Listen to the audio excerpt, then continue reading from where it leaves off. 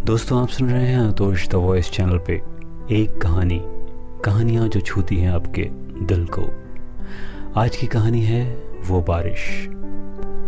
ये शायद सुबह की बस का ही कमाल था कि बस दिखाई देते ही सारी सवारियां उसके पीछे भागने लगती थी। ड्राइवर और कंडक्टर को देखकर सब इत्मीनान से खड़े हो जाते थे कि बस चलने में अभी देर है। अभी पहले ड्राइवर और कंडक्टर डिपो के पास बने छोटे से खोखे पर चाय पीने जाएंगे, फिर वहीं बीड़ी सुलगाएंगे। उसके बाद कंडक्टर गाड़ी का टाइम लिखवा कर आएगा, तब जाकर कहीं ड्राइवर भी बस को स्टार्ट करेगा। पर जब तक बस स्टार्ट होती है, सवारियां खुद अपने लिए जगह बना चुकी होती हैं। जिन सवारियों को जगह नहीं मिलती वो बस के आगे या पीछे अपने उम्र के हिसाब से जगह बना लेते हैं। जिनमें बूढ़े अक्सर कोने की जगह खोजते हैं, तो कॉलेज जाने वाले और कुछ नौजवान साथी बस के बीचों बीच खुद के लिए ऐसी जगह खोजते हैं जहां महिलाओं वाली सीट पर बैठी लड़कियां आराम से देख सके। कुछ लोग कानों में हेडफोन लगाए आराम से कल रात की नींद पूरी करते हैं, तो कुछ लोग हाथों में न्यूज़पेपर उठाए बीच बीच में नई चढ़ने वाली सवारियों को देखते रहते हैं। इसी बीच बस सवारियों को उतारते चढ़ाते बस स्टैंड को पीछे छोड़ते हुए आगे बढ़ने लगती है। बुजुर्ग हो चुके कंडक्टर की हाजिर जवाबी भी सवारियों का मनोरंजन करने लगती है। पीछे बैठे बुजुर्ग और कुछ नौजवान हालिया राजनीति पर तो कभी जीएसटी पर चर्चा करने लगते हैं। पर इन सबसे दूर भीड़ में दो निगाहें आपस में अक्सर बातें किया करती थी और बातें करते करते नजरें झुका लिया करती थी। पिछले कई महीनों से निगाहों की इन होने वाली बातों ने शायद ही किसी का ध्यान अपनी तरफ खींचा होगा, पर बिना कुछ कहे ये निगाहें हर रोज एक दूसरे का हालचाल पूछने के अलावा भी ढेर सारी बातें करती थी।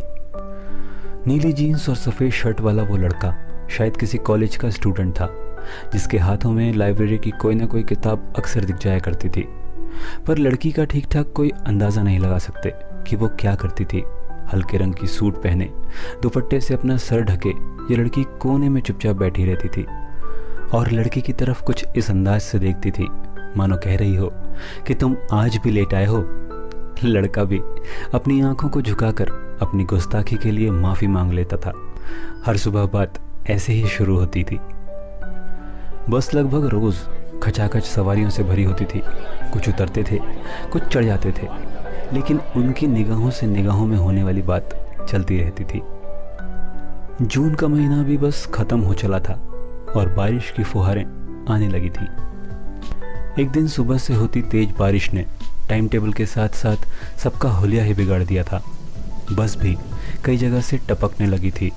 शीशे बंद होने की वजह से बस में पसीने और गीले कपड़े की मिली जुली गंध सी बस गई थी, जो रह रहकर लोगों से खिड़कियां खोलने की गुजारिश करती थी। पर खिड़कियों के पास बैठे लोग भी शीशे बंद करके बाहर की बारिश का मज़ा ले रहे थे और बारिश से भीगते लोग परेशान हो रहे थे। और इन सब के बीच अक्सर पीछे खड़े होने वाला वो नीली जीन्स और सफ़ेद शर्ट वाला लड़का आज आगे की ओर खड़ा था, क्योंकि हल्के रंग की सूट वाली वो लड़की उसके पास ही थी। दोनों आपस में निगाहों ही निगाहों में बातें कर रहे थे। पर आज उसके हाथ में एक सुर्ख लाल गुलाब था जो उसने अपने किताबों के बीच में छुपा रखा था। शायद आज निगाहों को आवाज़ मिलने वाली थी। पर तभी अचानक उस लड़की का स्टैंड आ गया और वो उतरने के लिए आगे बढ़ी। सिर हिलाकर उस लड़के से जाने की इजाज़त भी मांग ली। पर जैसे ही वो बस से उतरने के लिए अपना छाता संभालते हुए नीचे उतरी, तेज़ हवा के झोंके और बारिश की बूंदों ने उसके सर से दुपट्टा अलग कर दिया। दुपट्टे के उड़ते ही उसके बालों के किसी कोने में छुपा उसकी मांग का सिंदूर बारिश की बूंदों के साथ बाहर आ गया। लड़के की निगाहें जैसे लड़की को संभालने की कोशिश कर रही थी, पर तभी उसकी नज़र सामने लड़की की मांग से टपकते उस सिंदूर की धारा पे टिक गई और उसकी आंखें वहीं जम गईं। उसके हाथों में रखा वो सुर्ख लाल गुलाब उसके चेहरे की तरह बेरंग सा हो गया। उस दिन के बाद भी बारिश हुई। बस वही थी, बस में बैठने वाली सवारियां भी वही थी। बस नहीं थे तो वो लोग जो निगाहों ही निगाहों में बातें किया करते थे।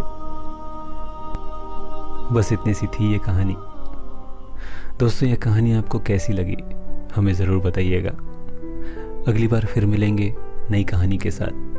नमस्कार।